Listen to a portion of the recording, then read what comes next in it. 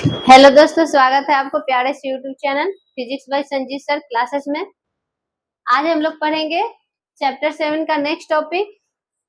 तो देखिए, पिछले क्लास में हम लोग लैमार्कवाद का सिद्धांत तथा आलोचना, नौ लैमार्कवाद पढ़ चुके हैं। आज का टॉपिक है डार्विनवाद। तो देखिए, डार्विनवाद क्या होता है। तो जैव विकास की परिकल्पना का दूसरा सिद्धांत डार्विनवाद के रूप में प्रसिद्ध है। और जो डार्विनवाद थे, ये दूसरा सिद्धांत के रूप में है। डार्विनवाद प्रसिद्ध है। जो डार्विनवाद थे वो अंग्रेज वैज्ञानिक थे। इनका जन्म 12 फरवरी 1809 को हुआ था और इन्होंने प्राकृतिक वैज्ञानिक के रूप में विश्व का भ्रमण किए और इन्होंने अनेक द्वीप तथा महाद्वीपों का सर्वेक्षण किए, जिसके बाद उन्होंने अपनी परिकल्पना को प्रस्तुत की और ये परिकल्पना प्राकृतिक वर्ण का नाम दिया गया। तो देखिए, जो डार्विनवाद थे वो विश्व का भ्रमण किए थे और उन्होंने अनेक द्वीप तथा महाद्वीपों का सर्वेक्षण कर अपनी परिकल्पना को प्रस्तुत किए, जिसका नाम प्राकृतिक वर्ण दिया गया। और उनका एक बहुचर्चित पुस्तक था और वो बहुचर्चित पुस्तक का नाम on the origin of species है। तो इस प्रकार से डार्विनवाद है। नेक्स्ट है डार्विनवाद की व्याख्या। तो देखिए, डार्विनवाद ने व्याख्या दिए हैं, जिसमें से पहला है जीवों में प्रचुर संतान उत्पत्ति की क्षमता।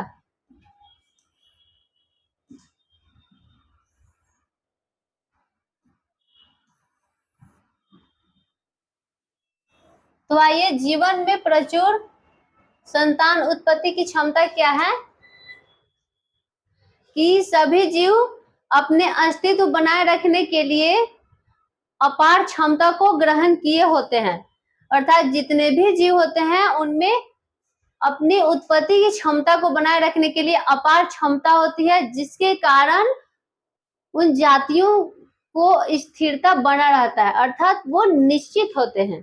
तो देखिए, सभी जीव अपने अस्तित्व को बनाए रखने के लिए अपार क्षमता पाई जाती है तथा प्रकृति में प्रत्येक जातियों की संख्या लगभग निश्चित बनी होती है।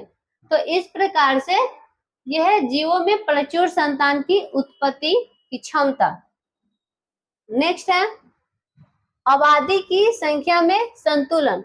तो इसमें क्या होता है कि जितने भी पृथ्वी पर पाए जाने वाली आबादी है उनके बीच संख्याओं के बीच संतुलन बना होता है। तो यहाँ देखिए, इतनी बड़ी संख्या में संतान उत्पत्ति के बाद भी प्रत्येक जाति में लगभग स्थिर है, क्योंकि इनके बीच हमेशा संतुलन बना होता है। तो देखिए, यहाँ क्या है कि इतनी बड़ी संख्या है और इतनी बड़ी संख्या में संतान तो है, लेकिन फिर भी उनके जाति जो है लगभग स्थिर है। क्यों? क्योंकि उनके बीच संतुलन बना होता है। नेक्स्ट है जीवन का संघर्ष।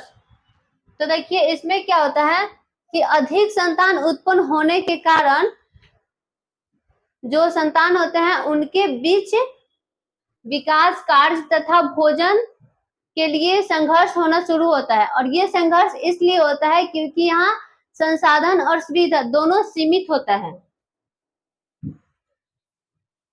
देखिए, यहाँ संतानों के मध्य विकास, सुरक्षा, भोजन तथा उचित वातावरण के लिए संघर्ष करना पड़ता है, क्योंकि सुविधा और संसाधन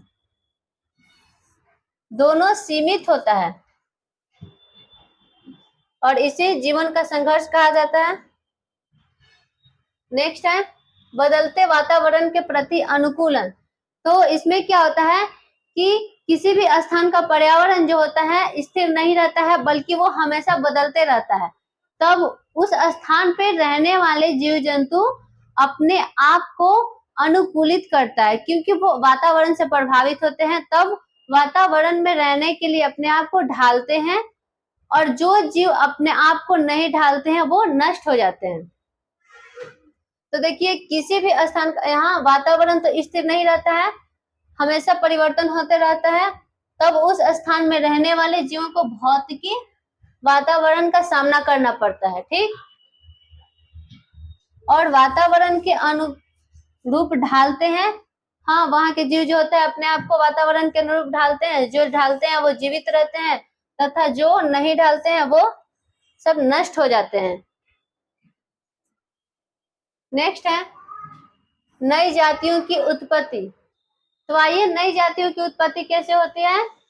तो डार्विन के अनुसार जीवों में विभिन्नताएं पीढ़ी दर पीढ़ी एकत्रित होते जाता है। तो देखिए डार्विन ने अपने सिद्धांत में बताया कि जितने भी जीव हैं उनमें विभिन्नताएं पीढ़ी दर पीढ़ी एकत्रित होते जा रहा है, और ये विभिन्नताओं एकत्रित होने के कारण जीव जो है अपने पूर्वज से भिन्न होते जा रहे हैं, और ये विभिन्नताएं धीरे धीरे इतना बढ़ रही है कि जीव जो है एक नए जाति का रूप ले लेते हैं। तो देखिए एकत्रित होता है और उससे क्या होता है कि अपने पूर्वज से भिन्न हो जाते हैं, और धीरे धीरे इतनी भिन्नता बढ़ रही है कि ये नई जाति का जो जीव होते हैं वो नई जाति का स्थान ले लेते हैं। नेक्स्ट है डार्विनवाद की आलोचना। तो आइए देखते हैं डार्विनवाद की आलोचना क्या होता है। तो जो डार्विनवाद के आलोचक सर रिचर्ड ऑनवेन हैं।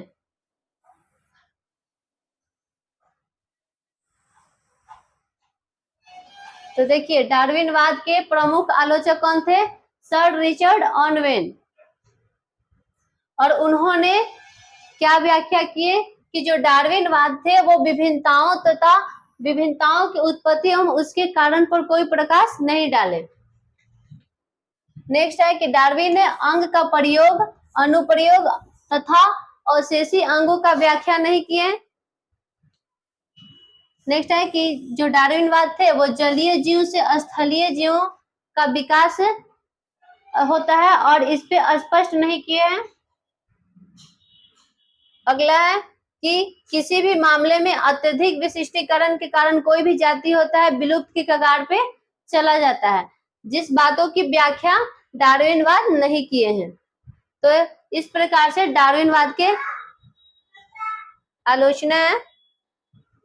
आइए देखते हैं नौ डार्विनवाद। तो देखिए नौ डार्विनवाद क्या होता है। तो डार्विनवाद ने अपने अन्वेषणों के आधार पर परिवर्तन को देखे, और ये परिवर्तन जो भी परिवर्तन होता है उस परिवर्तन को ही डार्विनवाद कहा जाता है, सॉरी नौ डार्विनवाद कहा जाता है।